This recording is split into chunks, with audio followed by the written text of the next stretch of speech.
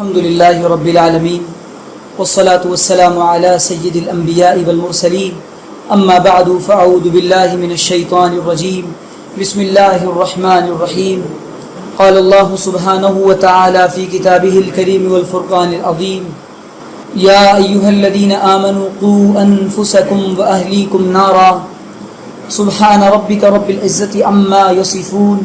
وسلام على المرسلين والحمد لله رب العالمين۔ عزیز دوستو، ساتھیوں، بزرگوں، حضرات و خواتین، بندہ اس وقت دہلی کے سفر پر ہے اور یہ بہت ہی کم وقت کا سفر رہا میرا، لیکن ماشاءاللہ اس کم وقت کے سفر میں ہمارے حضرات کی طرف سے، احباب کی طرف سے بہت سی محبتوں کا مظاہرہ ہوا۔ ہمارے کرم فرما بزرگ دوست، نوجوان عالم دین، انتہائی فعال اور متحرک عالم دین، ہمارے بزرگ حضرت مولانا مفتی احمد ارشد خان صاحب دامت برکاتہم العالیہ کا مجھے حکم ہوا کہ میں چند باتیں ان کے چینل کے حوالے سے اور ان کے چینل پر اصلاح معاشرہ کے سلسلے میں کچھ مختصر سی گفتگو آپ حضرات سے کروں۔ ان کے حکم کی تعمیل میں اور تعمیل حکم کی بنا پر میں آپ کے سامنے حاضر ہوا ہوں۔ چند منٹ انشاءاللہ 2-3 گزارشات میں آپ کی خدمت میں عرض کروں گا۔ اللہ تعالیٰ سے دعا ہے کہ اللہ تعالیٰ صحیح طرح سے بات کہنے کی، سمجھنے کی، عمل کرنے کی توفیق عطا فرمائے۔ ہماری جو یہ مسلم سوسائٹی ہے اور جو مسلم امہ ہے، یہ کئی طرح سے اس وقت زوال کا شکار ہیں اور ہمارے معاشرے میں کئی خرابیاں جنم لے رہی ہیں اور کئی برائیاں پیدا ہوتی جا رہی ہیں، بلکہ بڑھتی جا رہی ہیں۔ گویا یوں کہنا پڑ رہا ہے کہ مرض بڑھتا گیا جوں جوں دوا کی۔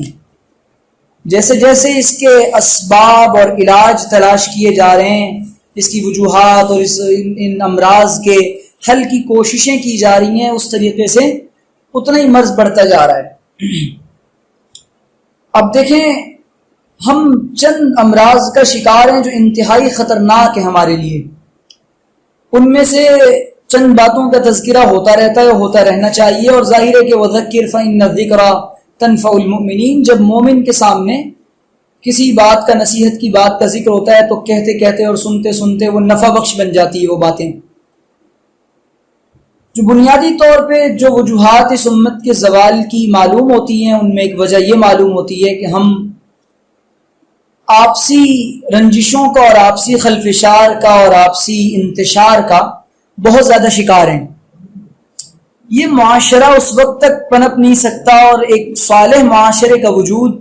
اور ایک بہترین سوسائٹی اس وقت کریٹ نہیں ہو سکتی جب تک کہ ہم اس سوسائٹی میں ہر آدمی اپنی ایک ضرورت سمجھے اور اپنا ایک فرض سمجھے، اور وہ یہ سمجھے کہ میں اس امت محمدیہ صلی اللہ علیہ وسلم کا ایک ذمہ دار فرد ہوں۔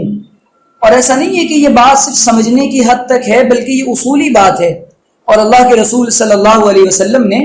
اس بات کو بیان بھی فرمایا ہے کہ کلکم راع وکلکم مسئول عن رعیتہ۔ تم میں کا ہر شخص ذمہ دار ہے، اس سے اپنی رعیت کے متعلق اور مطابق سوال کیا جائے گا۔ تو اب ہم یہ سوچتے ہیں کہ جناب ہم تو اس معاشرے میں کچھ بھی کردار ادا نہیں کر سکتے، اور جو آگ لگی پڑی ہے معاشرے میں اس کو ہم دور نہیں کر سکتے۔ یہ غلط بات ہے۔ اگر بوند بوند اور قطرے قطرے سے دریا بن سکتا ہے تو چھوٹی چھوٹی محنتوں سے صالح معاشرہ اور بہترین سوسائٹی کا کریشن ہو سکتا ہے اور تخلیق ہو سکتی ہے، لیکن ہم یہ چیز شاید چاہتے نہیں ہیں۔ ہمارے یہاں جس چیز کی کمی ہے وہ یہ کمی ہے کہ مثال کے طور پہ سوسائٹی کے اندر کسی سے کوئی گناہ ہو جاتا ہے، کوئی غلطی ہو جاتی ہے، ہم اس کی غلطیوں کو ہائی لائٹ کرنے پہ لگ جاتے ہیں اور پوری سوسائٹی ان غلطیوں کو ہائی لائٹ کرنے لگ جاتی ہے، اور اس کے بعد یہ ہوتا ہے کہ غلطیاں پکڑ کر ان غلطیوں کی اصلاح کی کوشش نہیں کی جاتی،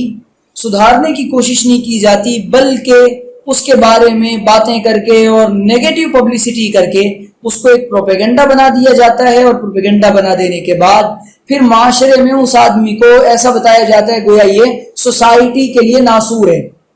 تو یہ جو انتشار کا جو مزاج ہے ہمارا، یہ من شذ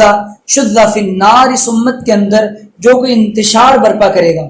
جہاں امت کی اجتماعیت کو اور یونٹی کو اور ایکتا اور اتحاد کو نقصان ہو رہا ہے، وہاں سب سے بہتر قدم ہے کہ اپنی زبان کو خاموش کریں۔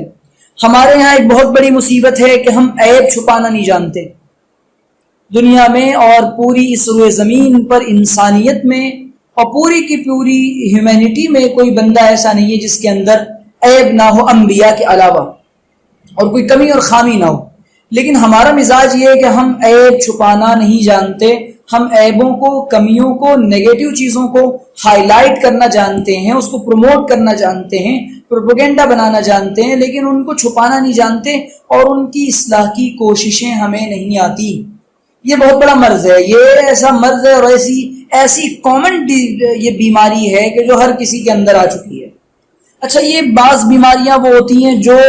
عام بندوں میں ہوتی ہیں، بعض خاص بندوں میں ہوتی ہیں۔ کچھ بیماریاں خاص میں زیادہ ہوتی ہیں، کچھ بیماریاں عام بندوں میں زیادہ ہوتی ہیں۔ لیکن ہمارے یہاں جو نیگیٹیوٹی آئی ہے اور جو منفی رویہ آیا ہے اور منفی سوچ جو پیدا ہو گئی ہے، اس چیز نے معاشرے کو، سوسائٹی کی بنیادوں کو بالکل کھوکھلا کر کے رکھ دیا ہے۔ تو اس وجہ سے مثبت رویہ جہاں ہوگا اور منفی رویہ جہاں ہوگا تو مثبت جیت جائے گا اور منفی رویہ ہار جائے گا، اور مثبت رویہ یہ آپ کی شخصیت کو اور پرسنالٹی کو چار چاند لگا دیتا ہے۔ ہر بندہ آج اپنے آپ میں نا ایک نیگیٹیوٹی کا شکار ہے، اپنے بارے میں بھی اس کو کچھ تذبذب ہے، دوسروں کے بارے میں بھی وہ تذبذب ہے، نہ وہ اپنی ذات سے مطمئن ہے، نہ دوسروں کے کاموں اور ذات سے مطمئن ہے۔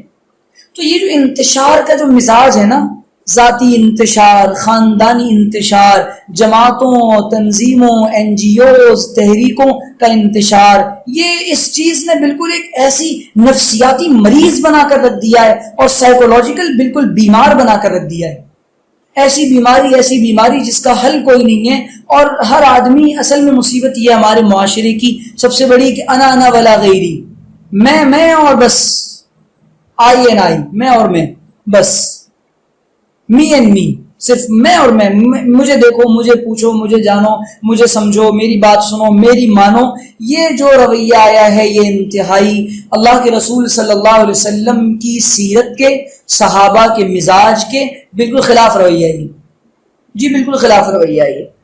تو اس وجہ سے میں یہ عرض کرنا چاہتا ہوں کہ ہمارے معاشرے میں جو یہ نیگیٹیوٹی اور یہ منفی رویہ اور یہ جو انتشار کا مزاج، اس کو کم کرنا چاہیے۔ دیکھیں، دنیا کے اندر نہ کسی انسان کا کسی سے مزاج ملے گا، نہ اس کی صفات ملیں گی، نہ یہ ضروری ہے کہ آپ جو کہتے ہو وہ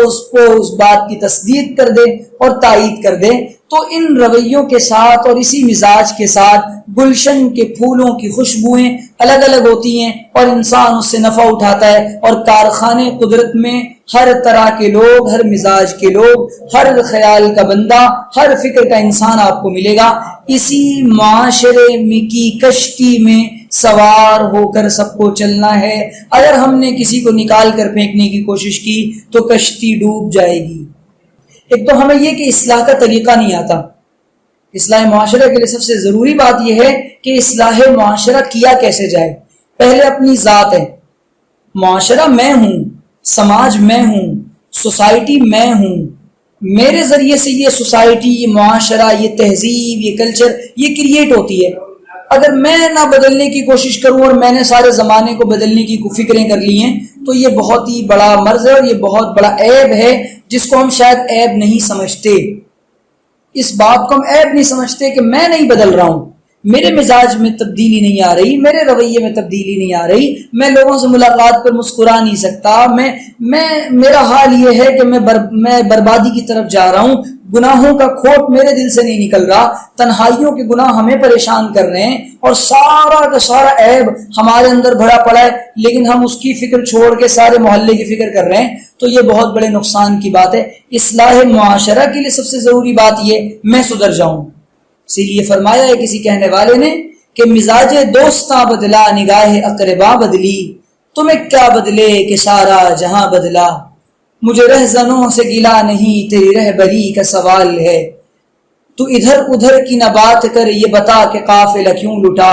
تو ادھر ادھر کی نہ بات کر یہ بتا کہ قافلہ کیوں لٹا، مجھے رہزنوں سے گلا نہیں تیری رہبری کا سوال ہے۔ جب تک ہم نہیں بدل رہے، ہم کہہ رہے ہیں جی کیا بتائیں معاشرہ نہیں سدھر رہا، تو فرمایا کہ اس امت کی اصلاح وہیں سے ہوگی جہاں سے اس امت کے پہلوں کی اصلاح ہوئی تھی۔ ہمیں تو 1400 سال پہلے دیکھنا پڑے گا، لیکن ہم صحابہ کے زمانے کو چھوڑ کے ہم ترقیاتی چیزوں کو سوچ رہے ہیں کہ جی جناب ترقی یہ ہے کہ وہ کیسر و کسریٰ کے کندن مل گئے تھے صحابہ کو، ہمیں جب تک فتوحات نہیں ملتی ہم ترقی نہیں کر سکتے۔ ہماری اخلاقی جو زوال ہے، جو کیریکٹر جو لیس ہو چکے ہیں، جو کیریکٹر کا زوال ہے کہ آپسی بھائی چارہ اور آپسی انتشار اور کیا کہتے ہیں اس کو خاندانی زندگی، میرڈ لائف تباہ ہو گئی، ازدواجی زندگی تباہ ہو گئی، باپ بیٹے کا تعلق تباہ ہو گیا، معاشرتی زندگی تباہ ہو گئی، معاملات ہمیں معلوم نہیں، اخلاقیات کا جنازہ نکلا پڑا ہے۔ کیوں؟ فرد بدلنا نہیں چاہتا،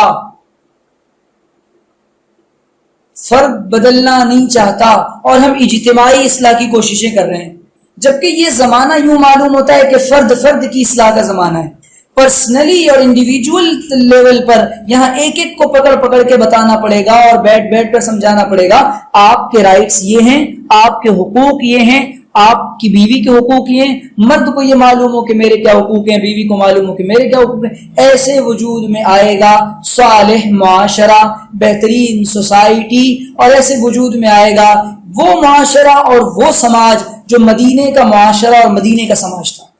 ہم مدینے کی سوسائٹی کی طرف نظر نہیں رکھ رہے ہیں، ہم عرب کلچر پہ نظر رکھ رہے ہیں۔ ایک عجیب بات ہے کہ دنیا کے اندر اللہ کے رسول صلی اللہ علیہ وسلم نے جس مدینے کی سوسائٹی کو کریٹ کیا تھا، ان کے جو ترقی کی جو سب سے بڑی وجہ تھی اور ان کی ڈیولپمنٹ کا جو راز تھا، وہ ایسے لوگ جنہیں بکریاں چلانا بھی نہیں آتا، جنہیں کپڑوں کا سلیقہ نہیں، جو کپڑے پہننا نہیں جانتے، وہ 10 سال اور 23 سال کے تھوڑے سے ٹائم میں، شارٹ ٹائم کے اندر اس طریقے سے دنیا کو ڈیولپمنٹ اور ترقی کا راز انہوں نے کیسے دے دیا تھا؟ انہوں نے وَيُؤْثِرُونَ عَلَىٰ أَنفُسِهِمْ وَلَوْ كَانَ بِهِمْ خَصَاصَةٌ، وہ اپنی جانوں پر ایک دوسرے کو ترجیح دینے لگے تھے۔ جب تک پرائرٹی دینے کا مزاج نہیں آئے گا کہ یہ مجھ سے بہتر ہیں، یہ میرے بھائی ہیں، اور ان کے بارے میں، انسانیت کے بارے میں اور پوری کی پوری مانوتا کے بارے میں، پوری ہیومینٹی کے بارے میں اور پوری کی پوری انسانیت کے بارے میں اور عالم انسانی میں زمین پر بسنے والے تمام انسانوں کے بارے میں ایک ہمدرد دل نہیں بنے گا، اور اس کو یہ خیال نہیں ہوگا یہ میرا بھائی ہے، مجھ سے بہتر ہے، اور یہ ہمارے بھائی ہیں اور یہ انسان ہیں، اور انسانوں کے ساتھ ہمدردی کا جذبہ ہونا چاہیے۔ صحابہ کے اندر یہ صفات پنپ گئی تھی جس کی وجہ سے پوری دنیا کا نقشہ انہوں نے چند سالوں میں بدل کے رکھ دیا تھا۔ ہمارا حال یہ کہ ہمارا دل ہمدردیوں سے، محبتوں سے خالی ہو گیا ہے۔ خدا کی قسم ہر دوسرے آدمی کا دل نفرتوں کا عادی بن چکا ہے اور نفرتوں کا گہوارہ بن چکا ہے۔ ایسے میرے دوستو عزیزو صالح معاشرے کی توقع نہیں کی جا سکتی۔ پھر بھی ایک بات ہے کہ جو خدمتیں، جو محنتیں ہو رہی ہیں، امید ہے کہ دھیرے دھیرے انشاءاللہ ایک انقلاب آئے گا اور ایک ریولیوشن آئے گا، اور خصوصاً ہمارے جوان اس بات کو سمجھیں کہ جو ٹائم چل رہا ہے،